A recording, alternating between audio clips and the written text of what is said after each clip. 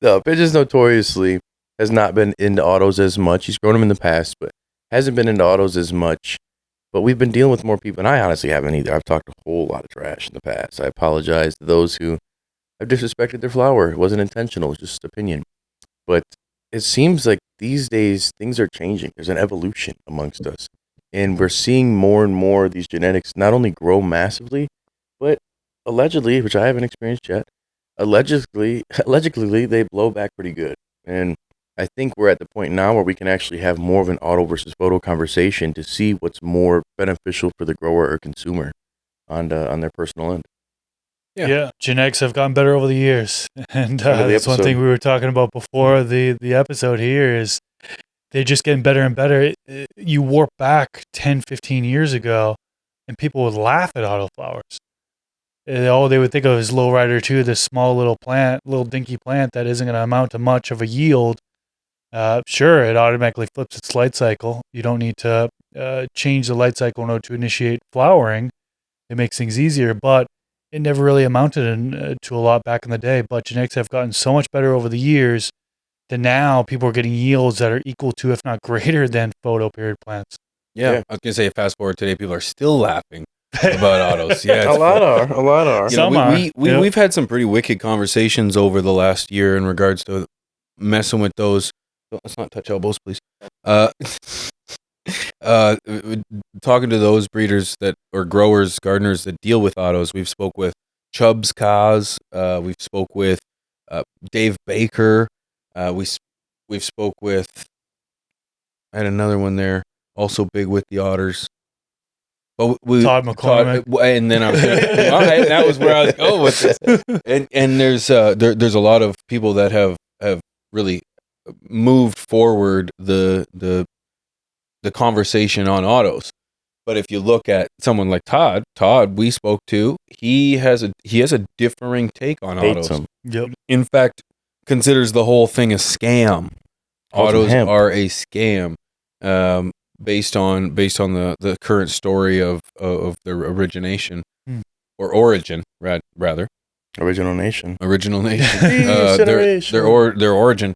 So it's a great conversation. I'm excited about it because they are the autoflowers of today are not the autoflowers of yesterday. Well, for those of those who are new to growing and they're like autos, photos, and I know those of you who've been here, you're like, hey, dude, we already know, brother. What is the key difference between an auto and a photo, Chris? Can you quickly break that down for us, brother? Well, I kind of just mentioned it. You don't have to change the light cycle. So you don't need a certain number of dark hours in order to initiate the flowering period, right? So normal photoperiod plants, you give them an extended dark period, say 12 hours, 13 hours, or beyond, right? I think you can actually do 14 hours. 14 hours of light. So that would be what, 10 hours of darkness. I think that's going to initiate. It just takes a little bit longer than going right to 12-12. But it needs that darkness period to build up florigen, which is a flowering hormone. And so that initiates the flowering period for photoperiods. Autoflowers, you can keep it on the same light cycle the entire way, and then just going to automatically start flowering at a certain age. Usually it's around day 30 from sprout. Yeah, and like that's the appeal to some people. And now that we say it out loud, I'm like, why don't you just change the light cycle? You're spending more money on your electricity bill, running your lights more. You're just overthinking and you're afraid. But I also feel it's those who are wanting a guarantee of the results. They want to be able to just set it in there and kind of set it and forget it. Be able to have, let's say you're in Germany, you've got 3 plants you can grow there for flowering, and you want to be able to run them consistently. You're just tossing them in, and every plant you have is being turned into bud, guaranteed. You don't have to wait until it's grown big enough to flower. You kind of just got to work it through, and it does its thing. However, me personally, out of the 8 now that I've grown, I have not found any that have one of them, just one. But most have not had any major terp. They've been great growers more than ever lately. They've been really good growers, showers to people, so to speak. Big buds, pretty buds. But the smoke is just kind of flat, and it's never been something that's crazy to me. I will say Mephisto's Bare Knuckles, that was one, or not Bare Knuckles, that's a new one I have. 3 Bears OG, that's one of his parents, really had a strong, gassy, funky dank to it. And that, I had no idea it was an auto. We were smoking it for a while, and I was like, damn, you got any more of this? He's like, no, that was the auto. I only got like 2 Z's off it. What? This was your auto flower, dude? He's like, yeah, man. some of the tastiest bud I've got. And just genetics are genetics. Yeah, I had Forum Stomper by Mephisto, and that one was super frosty. It's probably the frostiest autoflower that I've grown. I've grown about two to 3 dozen autoflowers, so I don't have a ton of experience with them, but decent amount. I've got a decent feel for them. And yeah, man, I agree with you. It's like I haven't seen anything where it's just super cakey. You know what I mean? Where it's like you've got those fan leaves, the sugar leaves that are just curling. You got like the taco of frost. You know what I mean? Like I haven't really seen that in an auto, but I've seen it in a ton of photos. Yeah, I look at it like it's like a diet soda. It's like Diet Mountain Dew. It's just like there's something missing. It's there. It's kind of, yeah, it's similar, but it's like, what's that? What's that tinge that? Oh, it's just plant material. It's a lack of flavor. And I know someone's gonna say I'm judgmental and I'm a hater. Let me go. I was gonna say, as the auto guy, friendly yeah. neighborhood critic, I disagree with both of you. I have seen autos thick with trichomes. I have smoked autos that are great, ton of nose, ton of effect, great flavor.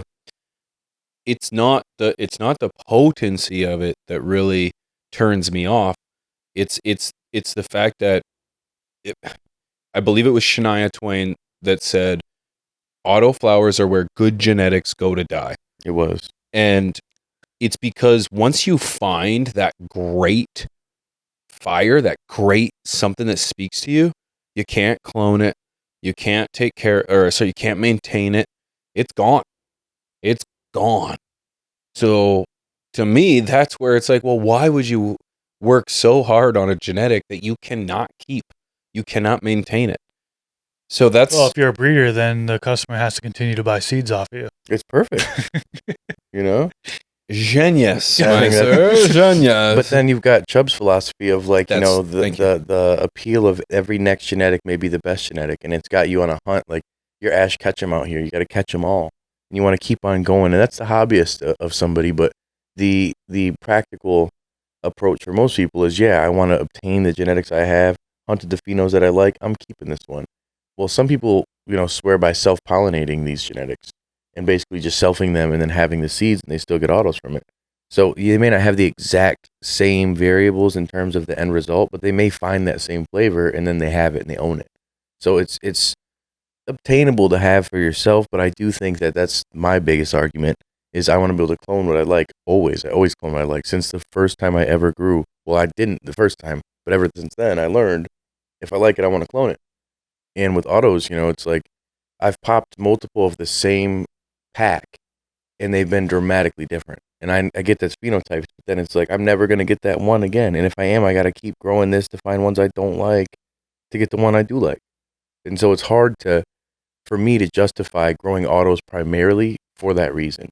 I do think that they're getting to the point now where they're supplemental, very good supplemental projects for me, where they're in my veg space growing well, but I'm not going to take up too much real estate with autos these days, me at least. I mean, they're more difficult to grow if you think about it. I know autos are for beginners. You hear a lot of people say that, but they're more difficult. That was Richard Simmons. They're more difficult to grow because you're forced to keep them healthy throughout the entire grow, or else your yield is going to be negatively impacted. Same with photos. No, you can if you're stunt the plants in veg, you can keep in veg, and then when you go to flower, you can just continue to veg for as long as you want. And then when you go to flower, your yields are not impacted, right? So it's like, yeah. When you add more variables to it, then yeah, they're different. But the reality is that if you had a photo that you messed up in veg, you just continue to veg until you just don't flip the flower. It's a longer period. You have that recovery though, right? So you have recovery, so your yield's not impacted. Yep. But it just takes longer to kind of bounce back, right? You have a chance to bounce back with autos. You don't have that chance to bounce back. You're SOL if you stunt them in veg and the plant only stretches a few inches and you're stuck with that plant to be that small for the entire flowering period. So that is one of the, a lot of people see that as a huge downside. And I know a lot of people don't even touch autos because of that. Majority of people that I know who don't grow autos, it's literally because of that. They're like, man, it's too finicky. I have one problem and I'm done. Like, I can't do anything. If I'm trying to train my plant and I break a branch, I'm flipping a flower in 3 days. Like, I stressed it enough that it's just going to happen, or like in a sense of not having enough time to do the training and manipulation they like to do. Like if they're a scrogger or there's somebody who really likes to do a manifold, so to speak. Like, it's going to be a lot harder to achieve some of the training practices that you're used to with an auto because you have this certain window. It's similar if you're growing outside. Like you have a measured window of time that your plant's going to be flowering. If you are told that it's a 100-day flowering plant from germination as a seed, well, think about your window of veg in that 100-day period. If we're flowering for, let's say, 60 days, if you're lucky, that's 40 days maximum that you have to do all of the things you need to do. Let's say most of them are like 70 days. You're, 20 days of veg if you're lucky? So you really got to nail everything early. And if you don't, yeah, it's detrimental to your whole grow. And that one plant out of your 3 that you can have now just is tanked versus you giving more energy to it, taking an extra month even to nurture it, train it, give it the love it needs. I mean, look at your plants that you had burned. Barely can tell now at all, which is crazy because it's essentially the nurturing that you can give it over the time. If those are autos, you're getting an 8. This FTS clip was brought to you by AC Infinity, leaders in garden innovation. Use discount code TheStash15 at checkout to save some money on your order. From the Stash Podcast.